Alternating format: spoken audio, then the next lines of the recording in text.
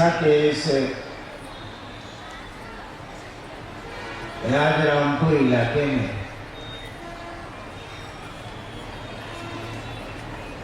इस फुटबॉल मैदान में शिव गुरु महोत्सव का आपने आयोजन किया और मुझको इस महोत्सव में आने का सौभाग्य मिला।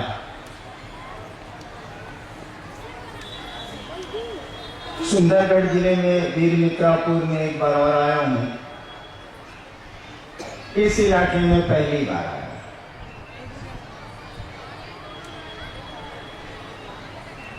इस कार्यक्रम में, इस आयोजन में, इस मंच से जो कुछ भी कहा जाता है वह प्रवचन नहीं है, वह उपदेश नहीं है। इस मंच पर कोई गुरु नहीं है। हम सभी शिव को अपना गुरु मानते हैं, सभी शिष्य हैं। इसीलिए यहाँ शिव के गुरु होने की चर्चा होती है। हम लोगों के किसी कार्यक्रम में भी शिव के गुरु होने की बात होती है, चर्चा होती है। यही सुनाया और समझाया जाता है। उपदेश नहीं दिए जाते, प्रवचन नहीं किया जाता। हम लोग सभी शिष्य हैं, मिल बैठ के शिव के गुरु स्वरूप की बातचीत करते हैं, चर्चा करते हैं। जिस महादेव की पूजा, जिस शिव की पूजा हमारे आपके खानदान में सदियों से, कई हजार वर्षों से होती चली आई है, जिस महादेव को हम लोग बड़े पुराने समय से पूजते चले आए हैं, उस महादेव के बारे में हमको आपको भी पता है। हम आप जानते हैं पहले से कि वो गुरु हैं। महादेव के बारे में हम लोग बहुत कुछ जानते हैं। वहाँ महामृत्युंजय है, महाकाल है, अर्धनारीश्वर है, अघोरेश्वर है, जगत गुरु है, बहुत कुछ जानते हैं। सुन रखा है, जानते तो नहीं है, सुन रखा है। यह भी हम लोगों ने सुन रखा है कि वो गुरु हैं। गुरु ही नहीं उनको कहा जाता है। हमारी किताबें, हमारे साधु, हमारे शास्त्र, यहां तक कि हम लोगों के बुजुर्ग, हम लोगों के बाप दादा नाना चाचा काका, इन लोगों को भी मालूम है कि शिव गुरु है। जब बिहार में हमने कहना शुरू किया था आज से 20 साल 19 साल पहले कि शिव गुरु हैं, तो लोगों ने हमको बताया कि हमको पहले से मालूम है कि शिव गुरु है। बल्कि वो लोग कहते थे कि शिव गुरु तो हल्ले हैं, तो मानने काहे के लिए। यानी यह बात लोगों को पता है पहले से कि शिव गुरु।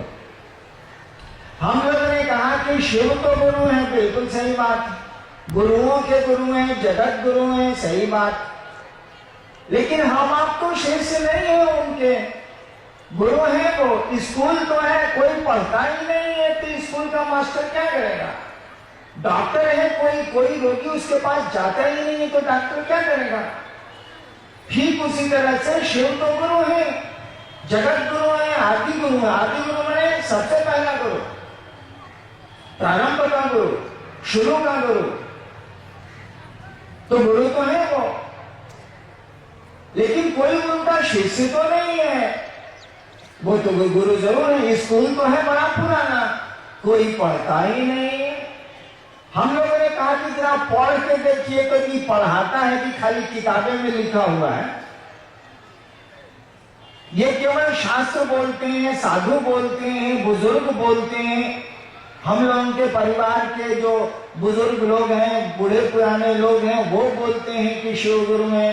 पंडित जी बोलते हैं कि शिव गुरु हैं। हम लोगों ने कहा कि जरा चेला बनिए तो उस महादेव का, देखिए तो क्या होता है। कौन सी लगता है चेला बनने में, शिव को गुरु मानने में आपका लगता क्या है।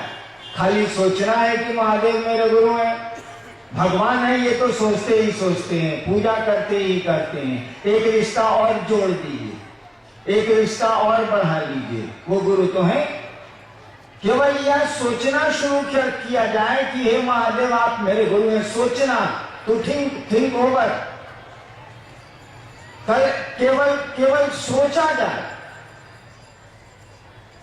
कि शिव मेरे गुरु हैं, हे महादेव आप मेरे गुरु हैं, हम पर दया कर दीजिए। अब गुरु किसी को बनाइएगा तो लाठी नहीं न चलाइएगा, दया न मांगिएगा।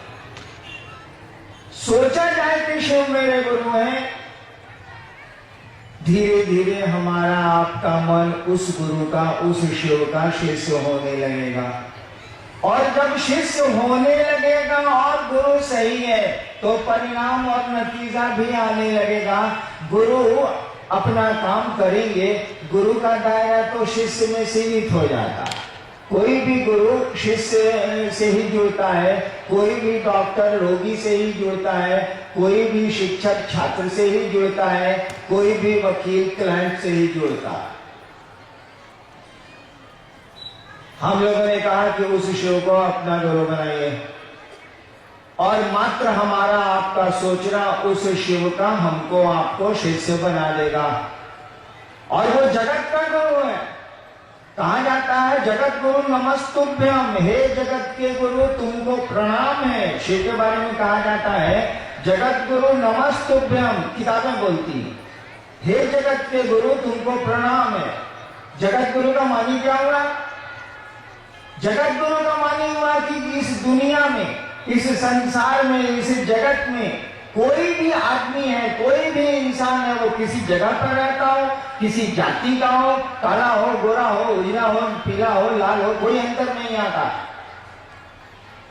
इस जगत का उस आदमी को होना चाहिए, आदमी होना चाहिए, उसको ये अधिकार है, उसको ये हक है कि उस शिव को वो अपना गुरु बना सकता है, क्योंकि वह शिव जगत का गुरु है। शिव ईश्वर का नाम। आप जानते हो या नहीं जानते हो, शिव ईश्वर का नाम है। शिव को महेश्वर कहा गया है, ईश्वर को शिव कहा गया है। यही भारतवर्ष का आध्यात्म है। भारतवर्ष की आध्यात्मिक धारा में शिव की परिकल्पना, ईश्वर की परिकल्पना है। ईश्वर उनको कहा गया है। और जब ईश्वर है वो, परमात्मा है वो, खुदा है वो, तब तो गुरु उनको होना ही होना होगा। क्योंकि ईश्वर अगर गुरु नहीं है तो संसार में कोई गुरु नहीं है। ईश्वर अगर पिता नहीं है तो संसार में कोई पिता नहीं है। ईश्वर में अगर माँ का गुरु नहीं है तो संसार में कोई माँ हो ही नहीं सकती। क्योंकि यह पूरी की पूरी कायनात, पूरी की पूरी सृष्टि उसी शिव की इच्छा से बनी। धरती पर भी बहुत सारे सामान हम लोगों की इच्छा से बने। हम लोग इच्छा को मजबूत करते हैं और मकान बना लेते हैं, बहुत कुछ बना लिया हम लोगों ने। ठीक उसी तरह से हम आप भी किसी की इच्छा से बने। जैसे चीजें हमारी आपकी इच्छा से बनती हैं, हमारे आपके संकल्प से बनती हैं, उसी तरह से हम आप भी किसी की इच्छा से, किसी की सोच से बने। और रिश्ता न रुद्राक्ष बनाएगा, न कपड़े बनाएंगे, न पैसा बनाएगा, न बोली बनाएगी। कोई भी रिश्ता मन बनाता है हमारा आपका, पैसे नहीं बनाते, ये रुद्राक्ष नहीं बनाता, ये कपड़े नहीं बनाते। संबंध हो सकता है ये सहयोग दे, मदद करें, संबंध नहीं बनाते। बोली भी संबंध नहीं बनाती। बोली हम लोग बहुत बढ़िया बढ़िया बोलते हैं, लेकिन कोई संबंध नहीं होता। कई बार आप दूसरों को प्रणाम करिएगा। एक बार मैं गांव गया, सिवान मेरा घर है, बिहार जिले में, बिहार राज्य में। एक आदमी को मैंने कहा काका गोड़ लागत नहीं। मेरा साथी था, वो आदमी चला गया तो मेरा साथी पूछा कि बॉस ये कौन आदमी था। उस समय मैं पटना में मजिस्ट्रेट था। ये कौन आदमी था? तो हमने कहा ये सारा कुकुर है। देखिए, बोली से तो काका को प्रणाम किया हमने, लेकिन मन बुझ रहा है कि पूरे गांव को लड़ाता है, पूरे गांव में झगड़ा कराता है। लेकिन गांव के रिश्ते में वो चचा लगता है, तो शिष्टाचार में तो काका प्रणाम करना ही नहीं करना। तो बोली भी संबंध कहाँ बना रही है? मन संबंध बनाता है। यह बोलना कि शिव मेरे गुरु है, इससे हम आप शिष्य ना हो जाएंगे।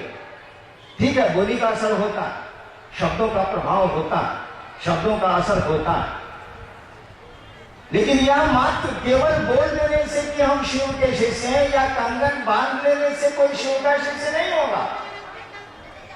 जब तक आपका मन उस महादेव को अपना गुरु नहीं बनाएगा, अपना गुरु नहीं समझेगा, तब तक महादेव हमारे आपके गुरु नहीं होंगे। और जब अपना गुरु समझ लेगा, हम लोगों ने कहा ना कि शिव को अपना गुरु बनाए आप, गुरु तो है ही वो, अपना गुरु बनाए आप, अपना शिक्षक बनाए किसी को, अपना चिकित्सक बनाए किसी को, तब लाभ होगा ना।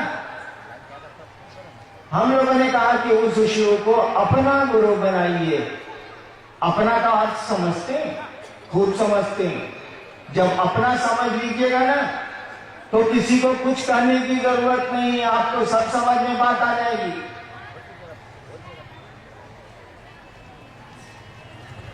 आप अपने चप्पल को पहचानते हैं कि नहीं पहचानते हैं? चप्पल का बोलता है कुछ?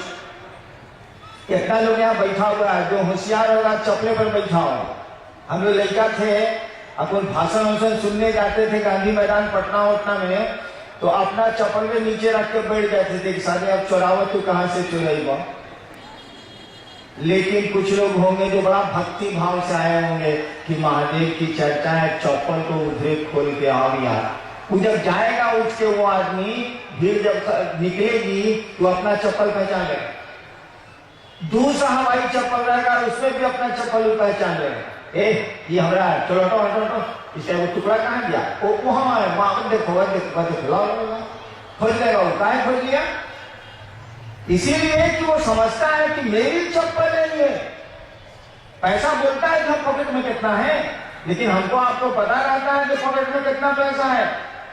कुर्ता बोलता है कि आपका कुर्ता है हम, पैंट बोलता है, शर्ट बोलता है कि आपका है हम, लेकिन भाई साहब हम ही हैं, उठा लीजिए, नहीं बोलता है। आप उसको अपना समझते हैं इसीलिए ढूंढ लेते हैं, अपना समझ लेते हैं इसीलिए पूरी की पूरी पहचान उसकी आपके दिमाग में बनी हुई है। उस शिव को भी जब अपना समझ लीजिएगा ना तो किसी को कुछ कहने की जरूरत नहीं है, शिव को बढ़िया से पहचान लीजिएगा। लेकिन उस शिव को अपना समझिएगा कैसे? हमारा आपका मन तो धरती को अपना समझता है, अपनी चीजों को अपना समझता है, अपनों को अपना समझता है। वो शिव को अपना कैसे समझेगा? वो तो शिव के पास हम लोग अपने लिए जाते हैं, अपनों के लिए जाते हैं। महादेव के पास गए, प्रणाम किया, जल ढारा। बंगाल में तो उसकी भी जरूरत नहीं है, गाल बजाने का काम हो गया। अब महादेव से कहा कि सरकार ये दिक्कत है, ये दिक्कत है, ये दिक्कत है, ये दिक्कत है, थोड़ी आप कृपा कर दीजिए, थोड़ी ध्यान कर दीजिए। देखिए महादेव के लिए महादेव के पास हम लोग कहाँ जाते हैं? हम लोग तो जगत के लिए शिव के पास जाते हैं। और यही कारण है कि आप जब नमः शिवाय करते हैं, पूजा करते हैं नमः शिवाय, तो शिव को प्रणाम होता नहीं। वो तो शिव को इसलिए प्रणाम हम लोग करते हैं कि दुनिया चाहिए। इसमें हम लोग की कोई गलती नहीं है, हम लोग का कोई दोष नहीं है। रावण भी गया था त्रिलोक की शक्ति मांगने, अर्जुन भी गए थे पशुपतास्त्र मांगने, बृहस्पति भी गए थे वाचस्पति की उपाधि मांगने, शुक्राचार्य भी गए थे संजीवनी विद्या लेने, भगवान विष्णु भी गए थे चक्र सुदर्शन लेने। जब वही लोग गए थे तो हम लोग कहते हैं तो कौन खराब बात है भाई, हमें जेबे करेंगे, हम लोग जरूरत है तो। लेकिन सामान से काम नहीं चलता है, शक्ति से काम नहीं चलता है। उसके लिए ज्ञान भी चाहिए, उसके लिए समझ भी चाहिए। मेरे सामने माइक्रोफोन लगा हुआ है ना, आप तक आवाज मेरी जा रही है ना? अभी एम्पलीफायर वाले मिस्त्री चले या उधर कोई गड़बड़ी हो जाए, अगर हमको आपको इसका ज्ञान नहीं है कि चालू कैसे होता है, तो समूचा प्रोग्राम भंडोल हो जाएगा। सुनिए नहीं सकता कोई, इतना आदमी कैसे सुनेगा बिना माइक्रोफोन के, बिना एम्पलीफायर के? देखिए शक्ति इसमें है, लेकिन शक्ति को संचालित करने वाला उसके पास ज्ञान है, बैठा हुआ है एम्पलीफायर के पास। शक्ति इसमें है, लेकिन शक्ति ये संचालित कैसे होगी, चलेगी कैसे, ये काम कैसे करेगी, इसकी समझ रखने वाला जो है ना, वो एम्पलीफायर के पास बैठा हुआ है, उसको ज्ञान है। हमारे पास ज्ञान नहीं है, हम इसका उपयोग नहीं कर सकेंगे। ठीक उसी तरह से सामान से काम नहीं चलेगा, संपत्ति से काम नहीं चलेगा, शक्ति से काम नहीं चलेगा। इन चीजों को चलाने की समझ भी चाहिए। समझ में ज्ञान, गुरु ज्ञान देते हैं, सुना है ना, गुरु से ज्ञान मिलता है। ज्ञान असमझ एक ही चीज है। हम लोगों ने कहा कहा कि आप महादेव से मांगने तो जाते ही जाते हैं, जाएंगे ही आप, हमारे आपके साथ तो अच्छा नहीं है, हम लोग क्या करेंगे, सुना है कि आशुतोष है, तुरंत दे देते हैं तभी तो भीड़ है। हम लोगों ने कहा कि दानी महादेव से तो आप लेने जाते हैं, अरे ज्ञानी महादेव भी वो है भैया, जो दानी महादेव है वो ज्ञानी भी है, तो ज्ञान का ही नहीं लेते हैं, बिना ज्ञान के कुछ चलेगा, कुछ नहीं चलेगा। हाँ, याद करिए तो देखिए वो पीछे बैलून बिक रहा, अगर मैं 5 साल का होता, अब बाबूजी कहते कि चलो चलो मंच पर चलो, चर्चा होता महादेव के, हम कहती कि बाबूजी पहले हमरा कहूँ बैलूनवा किन दी तो अब चल, क्यों?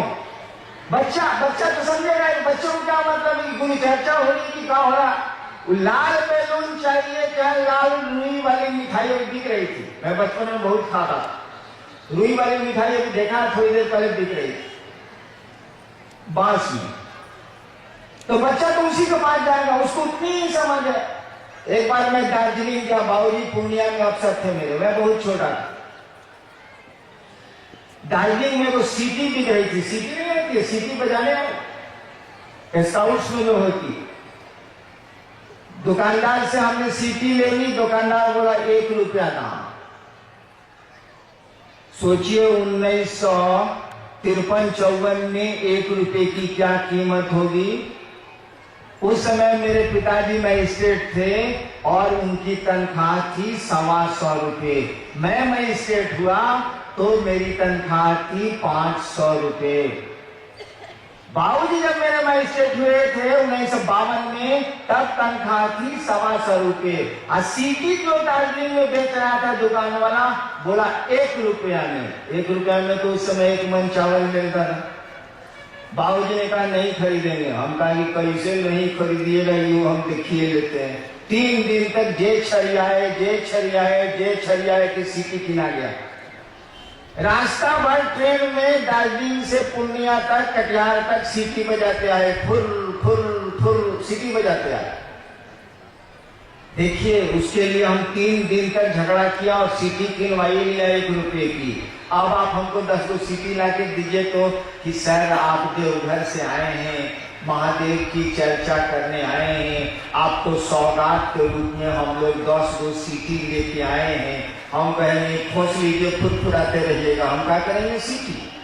देखिए ज्ञान, देखिए बुद्धि।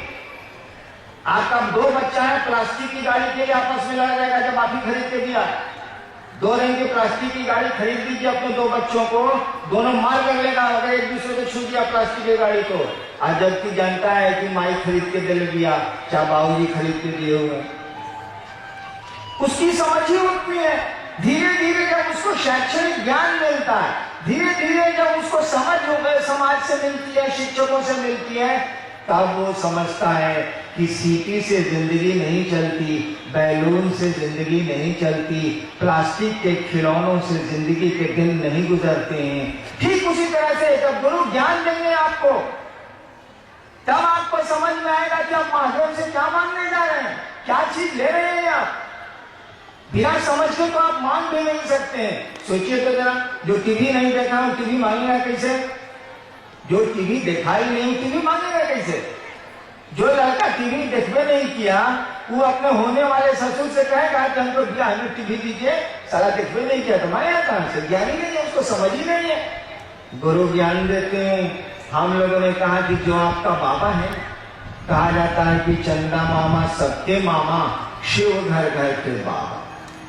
बिहार में तो और झारखंड में तो ये कहावत है कि चंदा मामा सबके मामा, शिव घर घर के बाबा। हम लोगों ने कहा कि जरा अपने बाबा से पढ़ के देखिए तो पढ़ाता है कि नहीं पढ़ाता है। हमने तो जब गुरु माना था शिव को 1974 में, तो हमको तो मालूम ही नहीं था कि ये गुरु है, हम तो भगवान समझ के उनको गुरु माना। हमारे दिमाग में आया कि गुरु भगवान होता है, कि भगवान गुरु का नहीं है। और भगवान हमने शिव के बारे में सुना था, अपने घर सुना था, समझा नहीं था, सुना था कि शिव को कहते हैं, मैंने शिव को गुरु मान लिया। हमको तो मालूम भी नहीं थी बात। आज तो कोई आपको बताने वाला है कि शिव गुरु है, किताबों में लिखा है, शास्त्रों में लिखा है, आप उसको अपना गुरु बना के देखिए। सोचिए कि शिव आपके गुरु है, कुछ करने उठने की जरूरत नहीं है, सोचिए आप केवल। हम लोगों ने कहा कि इस सोच को अगर भुलाइए नहीं, भुला जाइएगा तब तो मामला गड़बड़ हो जाएगा। रिश्ता भुला जाइएगा तब तो रिश्ता नहीं चले। यादें अगर सो जाएंगी ना तो रिश्ते भी सो जाते हैं। स्मरण अगर खत्म हो जाएगा ना तो संबंध भी खत्म हो जाएगा। इसीलिए कबीर कहते हैं सुरती के डोरिया गगन में चला के। सुरती मने स्मृति, सुरती मने याद। यह याद के शिव मेरे गुरु हैं, अगर आपके मन में कायम रह गई, ठहर गई, शिव आपके गुरु हो जाए और नतीजा आपको मिलने लगेगा। अभी मेरी तरह छिछियाए चलिएगा, लोगों को कहते चलिएगा ये महादेव के गुरु माने ना, महादेव का क्या कल्याण होगा, हमारा तुम्हारा कल्याण हो जाएगा। यार अकल तो आ जाएगी, समझ तो आ जाएगी, शिव गुरु है तो दया करेंगे ना। तुम शिष्य बनो। कुछ जिज्ञासा भी आई है तो हम लोग करते हैं उसको। आइए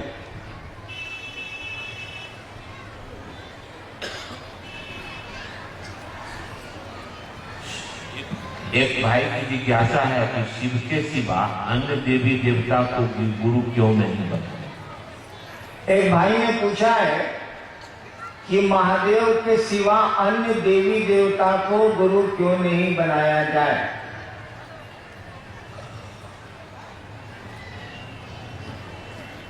आप अन्य देवी देवता का जो कृत्य है, जो चरित्र आया है किताबों में या कहानियों में, उसको पढ़ के देखिए। वो लोग गुरु का काम करेगा तब ना उसके यहाँ आप पढ़ने जाइएगा, नहीं करेगा तो कैसे पढ़ने जाइएगा। अस्पताल में बच्चों को पढ़ने के लिए भेजिएगा। मैं सरकार में 32 साल प्रशासन में था, हमारे पास भेजिएगा पढ़ने के लिए। हम तो कहेंगे भैया हम मजिस्ट्रेट हैं या फिर सरकार में ज्वाइंट सेक्रेटरी हैं, डिप्टी सेक्रेटरी हैं, हम पढ़ाएंगे नहीं ना, हम तो प्रशासन के लोग हैं, नौकरी करते हैं, शिक्षक थोड़ी। अब तो हम बोलेंगे नहीं, लेकिन बहुत गौर से देखिए, अन्य देवताओं का कृत्य देखिए, उन्होंने जो जिस प्रयोजन से उन्होंने अपने को सृष्टि किया है उसको देखिए। उससे आपको लगेगा ये लोग तो ज्ञान देते ही नहीं है। हरहु सज्जन पीड़ा या फिर विनाशाय च दुष्कृताम परित्राणाम साधूनाम विनाशाय च दुष्कृताम। हम अच्छों को बचाएंगे, बुरों को, बुरे को, जो गलत है उनको मारेंगे। तो ये लोग तो ज्ञान देते नहीं ना, तो कैसे इनको आप गुरु बनाएंगे। आप अस्पताल बच्चों को नहीं भेज सकते ना, पीडब्ल्यूडी के ऑफिस में बच्चों को पढ़ने के लिए नहीं भेज सकते, नगर पालिका के कार्यालय में आप बच्चों को पढ़ने के लिए नहीं भेज सकते हो। वहां तो तरह तरह के कार्य होते हैं। पढ़ाने का काम तो मात्र विद्यालय में होता है, शिक्षक करते हैं। इसीलिए पूरे शास्त्र भारतवर्ष के, पूरी किताबें भारतवर्ष की कहती हैं कि शिव गुरु हैं, जगत गुरु हैं, आदि गुरु हैं और वो गुरु का काम करते हैं। पूरी किताबें शिव को गुरु के रूप में स्वीकार करती है, रिकॉग्नाइज करती है, क्योंकि वो ईश्वर का नाम है। ईश्वर को तो गुरु होना ही होना होगा। आपके शिव पुराण में लिखा है कि भगवान विष्णु और ब्रह्मा जी को शिव कह रहे हैं। शिव पुराण में पढ़ा नहीं हूँ, एक बार मैंने उल्टा था, उसमें लिखा है कि शिव कह रहे हैं ब्रह्मा जी से कि हे ब्रह्मा जी आप सृष्टि की उत्पत्ति का कार्य करिए, हे विष्णु जी आप सृष्टि के पालन का कार्य करिए, मैं तो सृष्टि को ज्ञान देने का कार्य करूंगा। शिव पुराण में भी ये पंक्ति आई है, बहुत पुराणों में आई है, बहुत किताब में आई है। तो जो काम करेगा उसके पास तो उस काम के लिए भेजिएगा। हमारे पास मोटरसाइकिल खराब हो गई तो बनाने के लिए नहीं भेजिएगा, उसको तो गैरेज में भेजिएगा। ठीक उसी तरह से जो देवता गुरु का कार्य करते हैं, भगवती गुरु का कार्य ही नहीं करती, उनको गुरु कैसे बनाएंगे आप। हाँ, उनको उनके पास चले जाइए अगर भक्त रूप में, और ज्ञान चाहिए तो आपको बढ़िया स्कूल में भेज देंगी, वह अच्छे गुरु के पास आपको भेज जरूर देंगी, लेकिन खुद इस काम को वो नहीं करती हैं। जो करेंगे उन्हीं के पास ना बच्चों को पढ़ने के लिए भेजिएगा या खुद पढ़िएगा। एक भाई की जिज्ञासा है कि नमः शिवाय जाप करते समय ओम क्यों नहीं लगाया जाता। इसीलिए कि ओम उसमें लगा हुआ नहीं है, इसीलिए नहीं लगाया जाता। वैसे ओम लगा के भी जप करिए, कोई खास बात नहीं है। ओम हटा के भी जप करिए, कोई खास बात नहीं है। जब तक गुरु की दया नहीं होगी, गुरु से आपका जुड़ाव नहीं होगा, तब तक परिणाम बहुत अच्छे नहीं आएंगे, क्योंकि मंत्रों का, शब्दों का जो चैतन्य होता है ना, उसमें जो ऊर्जा होती है ना, वह गुरु प्रदत्त है, गुरु से आती है। बिना गुरु के ओम नमः शिवाय भी आप कर सकते हैं, नमः शिवाय भी आप कर सकते हैं, लेकिन जो भारत के विद्वान हैं, जो भारत की अच्छी किताबें हैं, या मैं व्याख्या भी कर सकता हूँ, नमः शिवाय मंत्र है, ओम बहुत बाद में सम्मान के लिए लगा हुआ है। वैसे जपने के लिए आप स्वतंत्र हैं, जो जपिए, बिना गुरु से जुड़े मंत्रों का बहुत प्रभाव नहीं होता। एक भाई की जिज्ञासा है कि शिव शरीर में नहीं है तो ज्ञान कैसे मिलेगा? एक भाई ने पूछा है कि शिव शरीर में नहीं है तो ज्ञान कैसे मिलेगा? जब हम महादेव को 74 में गुरु माना था ना, आरा के गांधी, आरा एक जगह है बिहार में, वहां एक श्मशान है शहर के बगल में कांगी। मैं 74 में वहां साधना किया करता था, वहीं मैंने शिव को गुरु माना था। तो मेरे मन में भी ये सवाल था कि शरीर में नहीं हमको बताएंगे कैसे भाई? लेकिन हमारे साथ कोई लाचारी थी, 14 साल मसान में रह गए थे, पढ़ाई लिखाई सब गड़बड़ा गई थी मेरी। लाचारी में मैंने शिव को गुरु मान लिया कि अब कितना बहु आएंगे, छोड़ो, अब गुरु भगवान होता है तो भगवान को ही गुरु मान लेते हैं। शिव को मैंने भगवान समझ के गुरु मान लिया। लेकिन मेरे दिमाग में भी ये बात थी कि शरीर में नहीं है तो बोलेंगे कैसे, समझाएंगे कैसे? ये बाद में समझ में आई बात कि समझाने के लिए बोलने की कोई जरूरत नहीं है। हम लोग इतने सियाने हो गए हैं, बच्चे थे ना, कोई तो हम लोग का सामने नहीं रहा जो हाथ पांव बढ़ा करके खींच के बड़ा करे, स्वतः बड़े हो गए। हम लोग एक सप्ताह में नाखून काटते हैं, नाखून बढ़ाता कौन है? कोई घिसता होता है इसको, कहा जो बढ़ जाता है। बाल बनवाते हैं कि बाल सारा बढ़ कैसे जाता है जो आप बनवाते हैं। अदृश्य चीजें आप पर प्रभाव डाल रही हैं। कहाँ से आए हैं आप, कहाँ को जाएंगे आप, किसी कोई प्रत्यक्ष माध्यम आपको नहीं दिखता है। हम लोग कैसे आ गए, कहाँ से आ गए, किस लिए आ गए, कब तक रहेंगे? कोई यहाँ पर फिजिकल बॉडी नहीं है जो इस काम को दिखता हो करता हुआ। सब कुछ अदृश्य माध्यमों से चल रहा है, सब कुछ अनसीन है, अनजाना है। गुरु इसकी समझ देते हैं, शरीर का कोई अर्थ नहीं होता है। शंकराचार्य एक जगह लिख रहे हैं, आदि शंकराचार्य जो सबसे पहले शंकराचार्य हैं, शिव गुरु की स्तुति लिख रहे हैं। लास्ट में उनकी संस्कृत में जो लिखा है श्लोक, उसमें उन्होंने लिखा है इस बात को कि वट तरु मूले, एक वट का वृक्ष है बहुत बड़ा, उसके जड़ के नीचे, वट तरु मूले, वट वृक्ष के जड़ के पास एक युवा साधु बैठा हुआ है, युवा गुरु बैठा हुआ, एक नौजवान गुरु बैठा हुआ है एक वट वृक्ष के नीचे। और उसके जितने शिष्य हैं सभी वृद्ध हैं, सभी बूढ़े हैं, वो गुरु नौजवान है। शंकराचार्य लिख रहे हैं, शिव गुरु के बारे में स्तुति कर रहे हैं, तो नाम नहीं ले रहे हैं शिव गुरु का। पहले कह रहे हैं कि एक वट का पेड़ है, वट वृक्ष है, वट का पेड़ है, उसके जड़ के पास एक युवा नौजवान गुरु बैठा हुआ, उसके चारों ओर जो शिष्य बैठे हुए हैं सभी बूढ़े हैं, वृद्ध हैं। सबसे आश्चर्य की बात, शंकराचार्य लिख रहे हैं, सबसे आश्चर्य की बात है कि ये गुरु कुछ बोल ही नहीं रहा। शंकराचार्य लिख रहे हैं कि वट वृक्ष के नीचे ये जो युवा पुरुष है, गुरु बैठा हुआ है, उसके जितने शिष्य हैं सभी वृद्ध हैं, और सबसे आश्चर्य की बात है कि ये गुरु कुछ बोल ही नहीं रहा। तब भी क्या हो रहा है? शिष्यों के संशय, शिष्यों का जो शंकाएं हैं, संशय है, वो मिट रही हैं, खत्म हो रही हैं। और उन्हीं की इस लाइन को भारतवर्ष ने पकड़ लिया। लिखा शंकराचार्य ने, गुरुस्तु मौनम व्याख्यानम छिन्नते शिष्य संशया। शंकराचार्य ने लिखा, गुरुस्तु मौनम व्याख्यानम, गुरु कुछ बोलते नहीं है, गुरुस्तु मौनम व्याख्यानम, ऐसी बोली जिसमें आवाज नहीं है। गुरुस्तु मौनम व्याख्यानम छिन्नते शिष्य संशया, शिष्यों के संशय, शिष्यों की शंकाएं पल प्रतिपल खत्म हो रही हैं। तब शंकराचार्य शंकराचार्य कहते हैं ऐसे शिव गुरु को प्रणाम है, ऐसे दक्षिणामूर्ति शिव को प्रणाम है। मैंने बता रहे हैं कि वट वृक्ष के नीचे एक युवा गुरु है, उसके सारे शिष्य बूढ़े हैं, और सबसे आश्चर्य की बात है कि गुरु कुछ बोलता ही नहीं है, तब भी शिष्यों के संशय पल प्रतिपल छिन्न हो रहे हैं, खत्म हो रहे हैं। और यही लाइन भारतवर्ष की गुरु परंपरा में चली, गुरु वस्तु मौनम व्याख्यानम छिन्नते शेष संशया।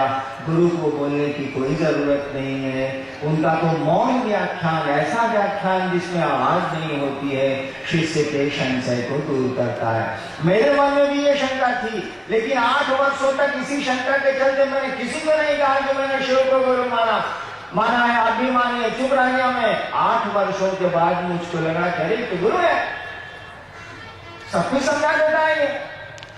मुझको नमः शिवाय भी भाई बारिक से मिला, चमत्कार सीखने गया था वो भी मैंने सीख लिया, कोई बताने वाला नहीं, तब भी चमत्कार होने लगे।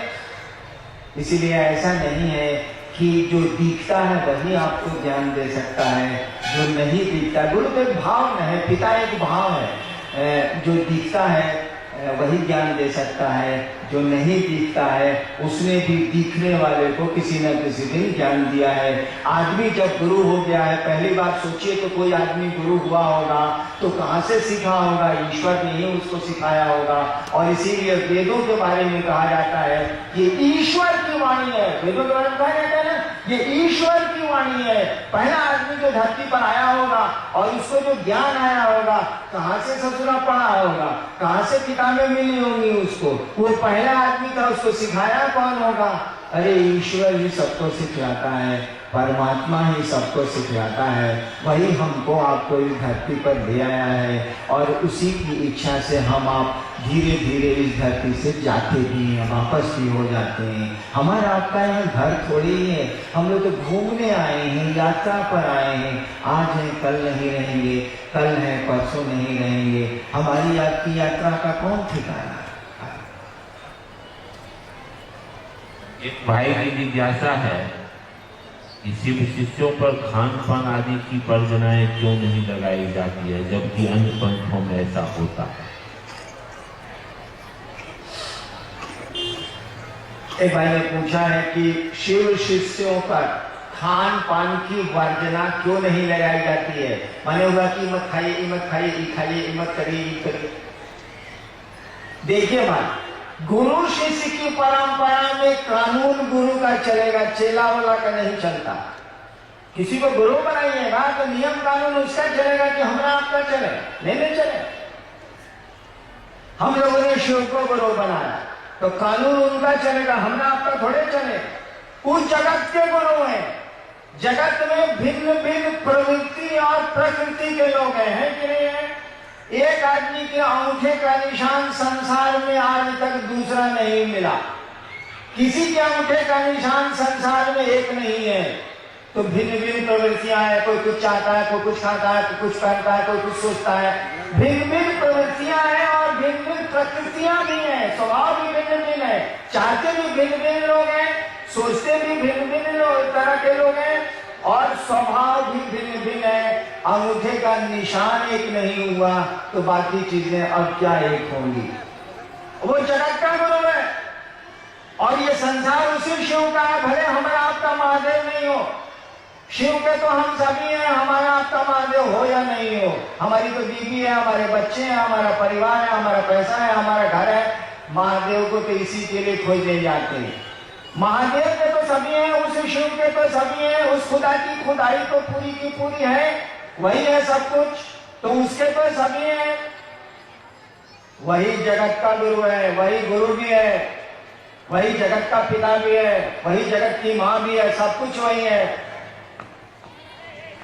तो जब वो जगत का गुरु है तो कैसे आप नियम बनाएंगे कि ये नहीं करो, इस काम को करो? आप तो बना नहीं सकते हैं, बनाएगा तो वो है असमुद्र। और मैं आपको बताता हूं, सहरसा में एक बार बाढ़ आई, बिहार का एक जिला है सहरसा, बाढ़ आ गई। मैं उस समय मधेपुरा में मैं स्टेट था, तो सरकार की सामग्री और सरकार की राहत पहुंचने में थोड़ा वक्त तो लगता ही है, इंतजाम करना पड़ेगा तब जाके होता है।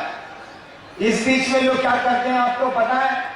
रेलवे लाइन पर लोग चले जाते हैं परिवार को लेके, ऊंची जगहों पे चले जाते हैं परिवार को लेके, चारों ओर पानी है और कुछ नहीं है। वहीं की मछलियों को वो तलते हैं, अपने बच्चों को पालते हैं, अपने को जिंदा रखते हैं। क्या करेंगे, खाएंगे क्या? वो वहां तो केवल पानी ही पानी है। क्या उन मछलियों को जो बाढ़ में डूबे हुए लोग हैं ऊंचाइयों पर, उन मछलियों को खाने के चलते उनका शिव गुरु नहीं होगा भाई? कहा है महादेव उनका नहीं है, वो तो सबका है ना, सभी उसके हैं ना। तो मछली खाने से महादेव उनका गुरु नहीं होगा। ठीक है, आप खाएं या नहीं खाएं आप जाने, आप उसको महादेव से कुछ लेना देना नहीं है। लेकिन बता, मेरी बेटी है सिंगापुर में, मेरे दादा एक ही बेटी है, यह हिंदुस्तान अखबार में थी बिहार में, अभी सिंगापुर में है वो, और उसके हस्बैंड भी डॉक्टर हैं वहीं सिंगापुर में। एक बार मेरे दामाद ने फोन किया मैं मुझको डेरे पर पटना में, उस समय मैं वहां ज्वाइंट सेक्रेटरी था गवर्नमेंट में, सरकार में, कि यहाँ तो खाने के लिए कुछ मिलता ही नहीं है। हमने कहा कि सिंगापुर में खाने के लिए आपको कुछ नहीं मिलता है? कहा खाली मांस मछली मिलता है, समुद्र का जानवर है, यूं है वो है। तो यहाँ तो हम बंद खाते, पाव रोटी खाते रह रहे हैं। वो है शाकाहारी, मेरे दामाद पूरी तरह है शाकाहारी। समस्या में उनके भोजन की, तब हमने बेटी को हिंदुस्तान अखबार से रिजाइन कराया और तब उसको सिंगापुर भेजा कि जाओ कुछ बनाओ ना, तो डॉक्टरवा को खिलाओगी ना। वो तो कहता है कि यहाँ कुछ सब्जी तब्जी कुछ मिलते नहीं करती है, बड़ी महंगी। यहाँ एक दो दुकानें हैं पूरे सिंगापुर में जहाँ सब्जियां मिलती हैं, भारी मुश्किल है। कहा है सिंगापुर के लोगों को शिव को गुरु मानने का अधिकार नहीं है क्या? क्या समुद्र के किनारे रहने वाले मछुआरों को शिव को गुरु मानने का अधिकार नहीं है क्या? अरे बाघ भी उसी का है, गाय भी उसी की है, बैल भी उसी का है, बकरी भी उसी की है। तो जब शिव को गुरु बनाएंगे आप, तो इन नियमों को तो लागू कर ही नहीं सकते आप। और इसीलिए हम लोग कुछ नहीं बोलते हैं। हम लोग नहीं बोलते हैं कि मांस मछली खाएं आप, हम लोग नहीं बोलते हैं कि मांस मछली छोड़ें आप, हम लोग कुछ बोलते नहीं, कहते हैं कि जो मेडिकल साइंस कहता है सो करिए, आपको जो ठीक लगता है आपके शरीर के लिए जो ठीक है सो करिए, लेकिन 3 काम जरूर करिए। शिव को गुरु बनाइए और गुरु बना के उनको रखिए अपना गुरु, उनको प्रणाम करना सीखिए, उनसे दया मांगने की कोशिश करिए और शिव गुरु हैं इसकी चर्चा करिए। ये 3 तो काम करिए, बाकी आप बुझिए कि साग खाते हैं कि क्या करते हैं वो आप हैं। एक बहन की जिज्ञासा साहब से, बहन संध्या रानी तंग की। सब लोग बोलते हैं कि आप 8 साल से 14 साल तक तपस्या किए, तो आप कब पढ़े और कलेक्टर के पद पर आए? कृपा कर। कौन सवाल भाई लोग? एक गुरु बहन ने पूछा है कि सुनते हैं कि आप 14 साल तक तपस्या किए। तपस्या नहीं किया, हम छिछियाए। छिछियाना पूछते हैं ना, छुछुंदर छिछियाता है। हम तपस्या नहीं किए, दिन भर जो का साधना मिलता था हमको गुरु लोगों से, चाहे जो भी लोगों से वो करते थे। रात भर मसान में जाकर के अंत संत करते थे। होता क्या है ना कि जैसे हम अभी राजरामपुर में कुछ दिन रह जाए तो लोगों से दोस्ती हो जाएगी, नहीं हो जाए? कुछ दिन हम रह जाएंगे तो लोगों से दोस्ती हो जाएगी, पहचान हो जाएगी, आना जाना शुरू हो जाएगा। तो 14 साल जो रात में मसान जाते थे वहां के लोगों से दोस्ती हो गई। वहां जो लोग रहता है वहां से दिखता नहीं है जल्दी, असम है बड़ा अच्छा, ये हमको उतना बुझाता नहीं था, बचपन से थे। तो वहां के लोगों से दोस्ती हो गई। दिन में योग की साधना मैं करता था। हाँ, ये बात सही है कि मैं पढ़ता नहीं। बाप मेरे अफसर थे, कू हम पर कहते थे। मेरा एक छोटा भाई DIG है अभी राजस्थान में, वो पढ़ाकू था। मेरी 2 सिस्टर है, सब पढ़ाकू अफसर है सब। हम थे एकदम भोचू, पढ़ने लिखने से कोई मतलब नहीं, मार झगड़ा ये वो, कभी किसी को पीट देना, कभी किसी। रात भर मसान में रहिएगा तो करिएगा का, रात भर जगे हुए हैं आप मसान में तो भरे झगड़ा नहीं कीजिएगा तो करिए कीजिए। 14 साल के बाद हमको लगा कि साला हम फौज पर, गलत जगह में फंस गए हम साला। जिन लोगों से हमारी दोस्ती हुई थी वो महादेव के रूप में हमसे मिलने आता था। हम इस खुशफहमी में थे कि चलो बड़ा मजा है कि महादेव के लोग मिल रहे हैं हमसे मसान में। साला एक दिन वो निकल गया प्रेत। लाख हम आपसे भाषण दे दें, आप हमारे साथ 2 साल रहिएगा तो नहीं पूछिएगा कि साला बोलता कुछ है करता कुछ है, बुझे? तो हम भी कुछ दिन में पूछ गए कि साला दिखता कुछ है करता कुछ है, साला प्रेत है, महादेव कहने का आदमी नहीं है साला। हमको बड़ा दुख हुआ कि पढ़ाई भी गई, बाप माई का जो तिरस्कार है वो भी बर्दाश्त किया, पढ़ते लिखते नहीं थे। तब मेरे दिमाग में आया कि गुरु भगवान होता है तो भगवान गुरु काहे नहीं है। अब भगवान हमने सुना था महादेव के बारे में, आज से समझा दूंगा मैं। उस दिन मैं समझा नहीं सकता था, हमने सुना था, हमने शिव को गुरु मान लिया। और आपको बताऊं मैं, शिव को गुरु मानने के बाद में अकेले कमरे में रहता था। मेरे बाप बड़े अफसर थे, उनके घर में नहीं रहता था, केवल खाना खाने जाता था और बैठ के मैं रोता था। मैं रोया करता था कि साला कहां फंस गए हम, कौन फेरा में पड़ गए हम। सारा बाप मैं वैसे था। आज तक हमारा संबंध ठीक नहीं हुआ। मेरे पिता से चले भी गए दुनिया से, वो मां भी चली गई। बाप वैसे वैसे है, सगे संबंधी से। अभी मेरा संबंधी सब हमको पूछता है कि सारा ये अब कहाँ बोलेगा, इतना करोड़ आदमी मेरे साथ है, बोलता तो कुछ नहीं है लेकिन मोने मन पूछता है कि टोटल सारा फकाइत है हरिंद्रानंद, जितना मेरा संबंधी है सब। बचपन में देखा है किसी को तड़िया दिया, किसी को कुछ कर दिया, किसी को कुछ कर दिया, रात भर मसान में बैठूंगा। मैं रोता था बैठ के शिव को गुरु मानने के बाद कि कहां मैं फंस गया। और इसीलिए किसी से नहीं बोलता था मैं कि मैंने शिव को गुरु माना, मैं चुप रहता था। लेकिन क्या कहिएगा, आपको विश्वास हो या नहीं हो, वो तो गुरु है। और मेरा रोना काकर हो गया उस शिव को गुरु मान के।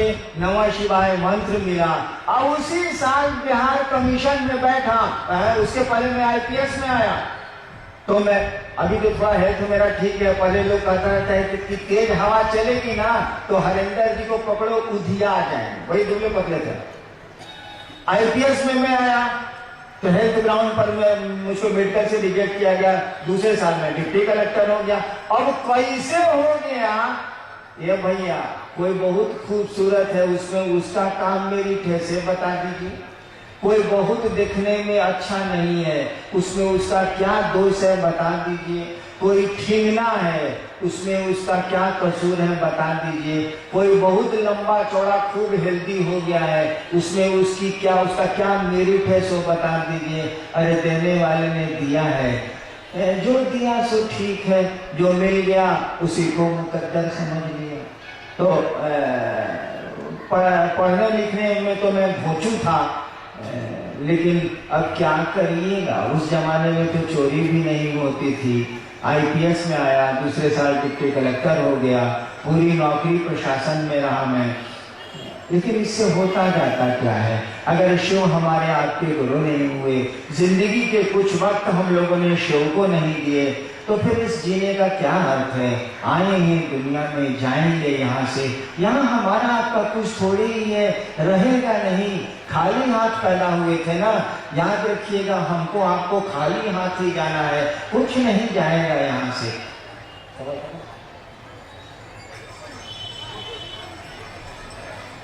सुंदरगढ़ जिले के इस राज रामपुर, बड़ा मेहनत से बोले तो पड़े, राज रामपुर के इस फुटबॉल मैदान में मैं तो पहली बार आया और आपके दर्शन का सौभाग्य मुझको मिला, गुरु चर्चा करने का सौभाग्य मुझको मिला। फिर कभी आप बुलाएंगे तो मैं चेष्टा करूंगा कि जरूर आऊं। आप अभी बैठे, आप बताएं नहीं, फिर मुझको मौका मिलेगा तो मैं जरूर चेष्टा करूंगा कि आपके दर्शन करूं, आपके इलाके में आऊं। मैं महादेव का चेला हूँ, महादेव मेरे गुरु हैं, मैं शिव का शिष्य हूँ। फक्कड़ का चेला फक्कड़ होता है, महादेव को तो ऐसे भी लोग फक्कड़ कहते हैं। देने के लिए मेरे पास कुछ नहीं है, फिर भी आपको दिक्कतें हुई, आपको असुविधाएं हुई, आप हमारे इस महादेव के महोत्सव में आए।